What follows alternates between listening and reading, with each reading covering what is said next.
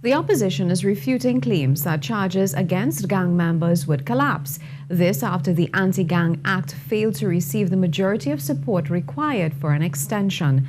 On Friday, all opposition MPs abstained from voting for the bill in the lower house. They believe the act has not had any impact on suppressing gang activity in the last few years and does not warrant an extension. Sunilala reports. If for 30 months you have not shown this legislation to be effective, how can you ask us to give you a further 30 months?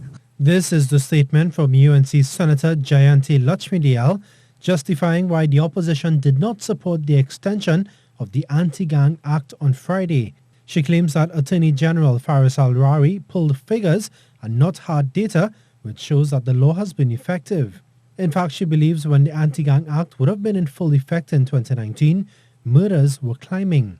Last week, opposition leader Kamla Prasad Bisesa called for government to implement the public procurement legislation for their support on the anti-gang bill.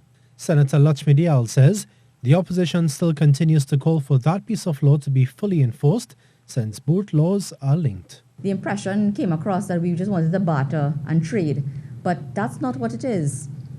When you don't have proper procurement legislation in place, you can actually have the proliferation of gangs because they have access to funding. The opposition, meanwhile, cited an article in a local newspaper where Director of Public Prosecutions Roger Gaspard is quoted as saying that criminal charges against gang members would not collapse despite the failure of the opposition to support the legislation. When we spoke to certain members in the business community, they were also under the distinct impression that if this law did not pass on Friday, jail cells will all of a sudden be open and you had thousands of gangsters walking out of the prison.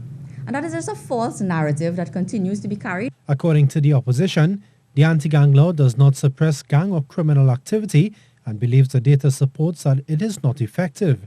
But Prime Minister Dr. Keith Rowley on Saturday had a different view. When the law first came into being, this sunset clause, meaning that the law would only last for a certain period of time, and the law was enforced for that period of time. During that period of time, the problem of gangs did not go away. The problem was still there.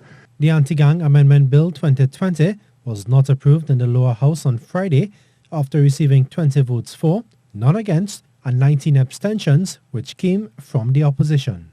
Sonolala, TTT News.